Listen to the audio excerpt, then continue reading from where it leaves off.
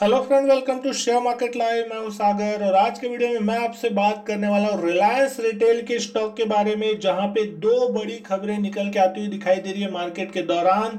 बहुत ही बड़ी खबर है। और दोस्तों, जिस तरीके से आपने देखा कि जियो में एक के बाद एक बड़ी से बड़ी डील होती हुई दिखाई दी और पूरे दुनिया भर से बड़े बड़े इन्वेस्टमेंट लाते हुए दिखाई दिए मुकेश अंबानी ने, लेकिन फाइनली अब जिस तरीके से उन्होंने कहा था कि रिलायंस रिटेल में भी उसी तरीके से बड़े निवेश आने की संभावना है, तो अब उसका सिलसिला फाइनली चालू होता हुआ दिखाई दे रहा है। यहाँ जो सबसे पहली न्यूज निकल के आ रही है, जिसके अंतर्गत अगर हम बात करें तो सिल्वर लेक ने यहाँ पे 7,500 करोड़ रुपए का जो इन्वेस्टमेंट है उनकी रिटेल आर्म, जो कि रिलायंस रिटेल के नाम से प्रसिद्ध है, उसमें करता हुआ दिखाई दिया है। तो क्या है पूरी खबर, उसको समझने की कोशिश करते हैं। तो आज फाइनली रिलायंस इंडस्ट्रीज ने ये बताया वेडनेसडे को कि जिस तरीके से यूएस इक्विटी प्राइवेट फर्म जो है, जिसका नाम है सिल्वर लेक पार्टनर, जिन्होंने खासकर जियो में भी पैसे लगाए थे, तो अब यहाँ पे रिलायंस रिटेल में 1.75% स्टेक जो है 7,500 करोड़ रुपए यानी कि $1.02 बिलियन में खरीदते हुए दिखाई दे रहे हैं। और खासकर ये तब आता हुआ दिखाई दे रहा है जब रिलायंस रिटेल ने फाइनली जो फ्यूचर रिटेल को ऑक्यूपाई कर लिया है, तो उसके बाद अब लगातार यहाँ पे भी एक अच्छा खासा सिलसिला चालू होता दिखाई दे रहा है। जिस तरीके से रिलायंस इंडस्ट्री एक के बाद एक सारी बड़ी डीलें करती जा रही है, तो बहुत ही आसानी से जो है इन्वेस्टर उसको यहाँ पे मिलते हुए दिखाई दे रहे हैं। और जिस भाव पे यहाँ पे पैसा लाया गया है रिलायंस रिटेल में, जो प्री मनी में इन्होंने इन्वेस्टमेंट किया है सिल्वर लेक ने, उसके अनुसार अगर हम बात करें तो कंपनी की जो वैल्यू आकी जा रही है 4,20,000 21,000 करोड़ के आसपास का जो इसका वैल्यू है वो आपको रिलायंस रिटेल का होता हुआ दिखाई दे रहा है। और इससे पहले जैसा कि आपको पता है कि रिलायंस रिटेल ने पूरा का पूरा जो बिजनेस है आपका फ्यूचर रिटेल का, वो $3.38 बिलियन में खरीद लिया था। तो एक बहुत बड़ा जो चेन है वो बनता हुआ फिलहाल दिखाई दे रहा है, क्योंकि जिस तरीके से अमेजोन और दूसरी बड़ी रिटेल कंपनियों से सीधा सीधा इसकी टक्कर होती हुई दिखाई देगी, डी मार्ट और उसका, तो भारत की एक सबसे बड़ी रिटेल चेन कंपनी जो है वो रिलायंस इंडस्ट्रीज बनती हुई दिखाई देगी। तो दोस्तों, ये तो थी वो पहली खबर। लेकिन जो दूसरी खबर जिसके कारण भी मार्केट में आग लगती हुई दिखाई दे रही है वो ये है कि सिल्वर लेक के बाद केकेआर, जिसका नाम आप जानते हैं, जिसने जियो में रिटेल में इन्वेस्ट किया था, तो अब यहाँ पे भी वो $1 बिलियन का लगभग उतना ही हिस्सा जितना सिल्वर लेक ने खरीदा, लगभग उतना ही हिस्सा केकेआर भी इन्वेस्ट करता हुआ दिखाई दे सकता है।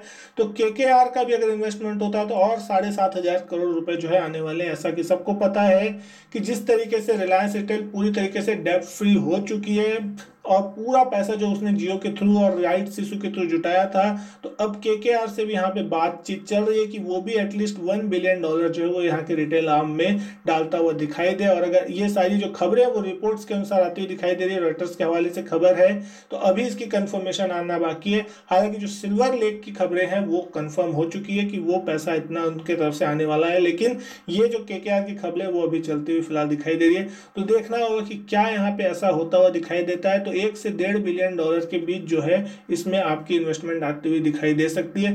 तो एक बहुत ही जबरदस्त एक माहौल बनता हुआ दिखाई दे सकता है स्टॉक में। और जिस तरीके से आज के दिन एक लोएस्ट ओपनिंग होने के बाद अच्छी खासी रिकवरी सडनली मार्केट में देखने को मिली, तो इस बात का संकेत है कि मार्केट इन न्यूज को अभी पॉजिटिव लेके चल रहा है और रिलायंस के शेयर में इतनी आसानी से भी गिरावट देखने को आपको नहीं मिलेगी, क्योंकि लगातार रिलायंस के शेयर में किसी न किसी प्रकार का सपोर्ट आपको हर दिन आता हुआ दिखाई देगा। इसलिए रिलायंस के शेयर को शॉर्ट करने में एक बार सोचना होगा कि क्या यहाँ पे शॉर्ट करना है नहीं करना है।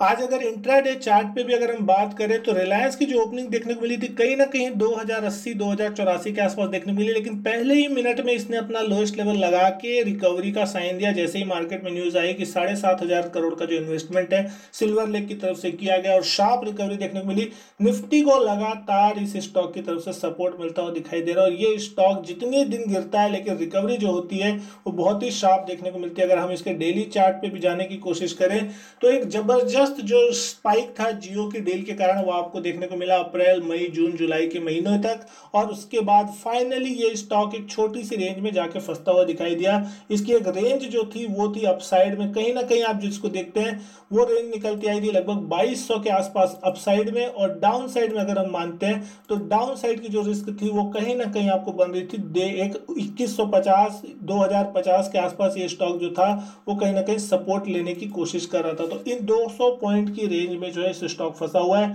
और पिछले कुछ दिनों में अगर हम बात करें तो 100-125 पॉइंट की रेंज में स्टॉक कामकाज कर रहा है। तो दोस्तों यहाँ पे दो बहुत ही इंपॉर्टेंट लेवल होंगे जिसके ऊपर ये या नीचे ही इस स्टॉक में एक डायरेक्शनल मूव आता हुआ दिखाई देगा। जिस तरीके से लगातार न्यूज के सिलसिले आते हुए दिख रहे हैं वो इस स्टॉक को नीचे नहीं जाने दे रहा है और लगातार मार्केट में जो प्रेशर बन रहा है वो इस स्टॉक को ज्यादा ऊपर नहीं जाने दे रहा है। लेकिन दोस्तों अगर 2200 का लेवल निकल जाता है तो यहाँ पे फिर शायद 2400 से 2500 तक के स्तर जो है फिर आपको देखने को मिल सकते हैं और उस कंडीशन में फिर निफ्टी को भी 12,000 जाने से कोई रोक नहीं सकता।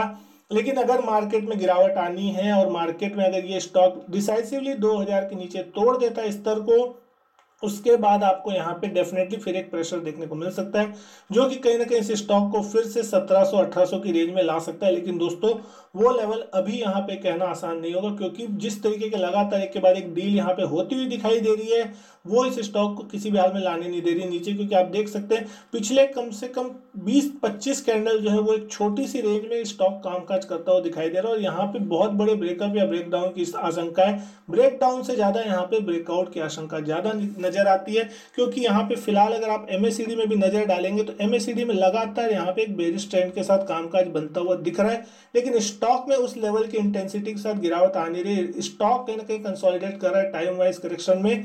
एमएससीडी जरूर करेक्ट होता हुआ दिख रहा है लेकिन अगर एमएससीडी में यहाँ से जैसे ही कोई पॉजिटिव क्रॉस ओवर देखने को मिलेगा आपको निचले लेवल से, यानी कि अगर एमएससीडी लाइन सिग्नल लाइन को क्रॉस करती है पॉजिटिव साइड पे तो फिर आप देखेंगे कि यहाँ पे एक बहुत ही ज्यादा पॉजिटिव मोमेंटम जो है स्टॉक में देखने को मिलेगा और उसके बाद आपको एक बहुत अच्छी खासी जो तेजी रिलायंस के शेयर में देखने को मिल सकती है और खासकर निफ्टी को भी ये फिर स्टॉक सपोर्ट करता हुआ दिखाई देगा।